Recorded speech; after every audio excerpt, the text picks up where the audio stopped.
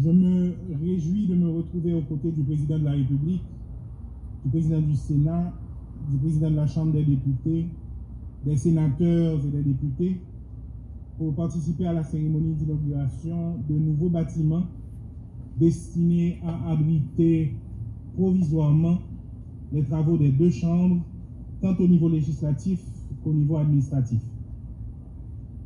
Ma présence en ces lieux où s'érigent ces bâtiments me rappelle, et c'est là mon sentiment, les conditions difficiles dans lesquelles les parlementaires de la 49e législature, pleins de vie et d'enthousiasme, travaillaient pour recevoir le serment du président de la République et plus récemment l'exposé de ma déclaration de politique générale pour doter le pays d'un nouveau gouvernement.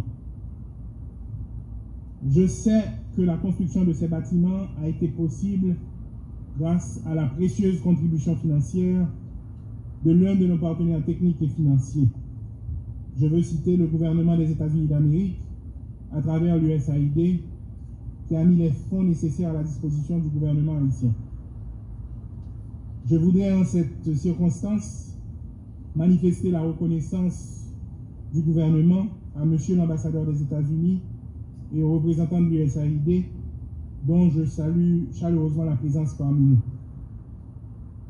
Je veux également leur dire combien le président de la République et moi sommes sensibles à ce message de fraternité et de solidarité.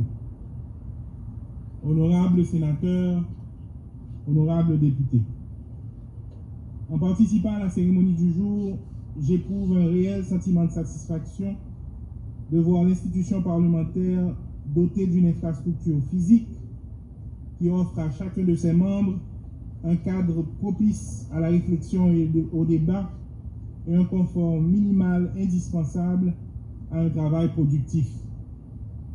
Il demeure évident que les projets inscrits à notre programme de gouvernement ne pourront produire les effets attendus par le peuple s'ils ne bénéficient de toute l'attention des parlementaires. Au demeurant, je suis certain que dans ces nouveaux espaces provisoirement aménagés, pour la deuxième fois après le séisme dévastateur du 12 janvier 2010, les parlementaires sauront trouver toute l'énergie nécessaire à l'impulsion et à la dynamisation des travaux parlementaires pour redonner confiance à la population haïtienne dans nos institutions nationales. Je tiens quand même à insister sur le caractère provisoire de ces nouveaux bâtiments. Je voudrais rassurer les honorables sénateurs et députés qui n'ont pas vocation à défier le temps.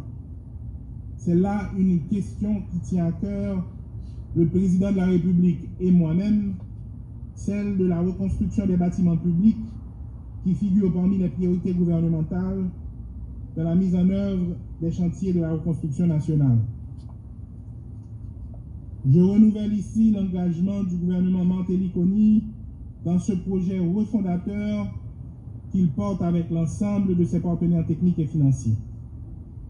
Aussi, au moment où s'inaugurent ces nouveaux bâtiments, que dis-je, provisoires, dois-je vous annoncer que j'ai cru opportun, après consultation avec le président de la République, de valider, et après arbitrage des ressources déjà disponibles, de valider des projets prioritaires identifiés dans le cadre du chantier de la reconstruction des bâtiments publics.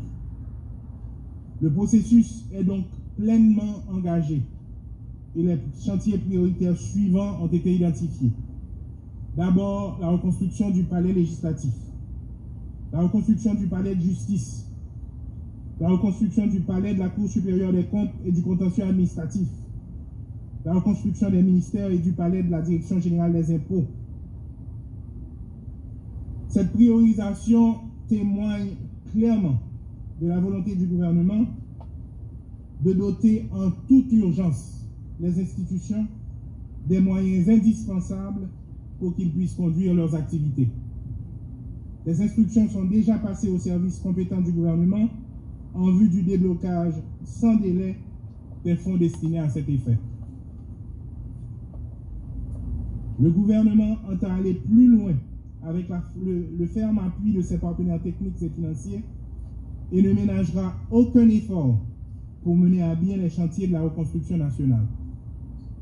Honorables sénateurs, honorables députés, permettez-moi de me joindre à vous pour remercier au nom de la République le gouvernement américain et tous ceux qui, à un titre ou à un autre, ont contribué à l'édification de ces bâtiments et à leur équipement. Je vous rappellerai, avant de terminer, que d'autres défis nous attendent.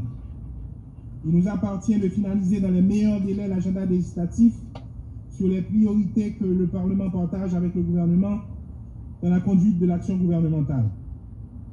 Je vous invite donc à l'ouvrage pour permettre au gouvernement de répondre aux besoins sans cesse renouvelés de la population haïtienne. Je vous remercie de votre attention.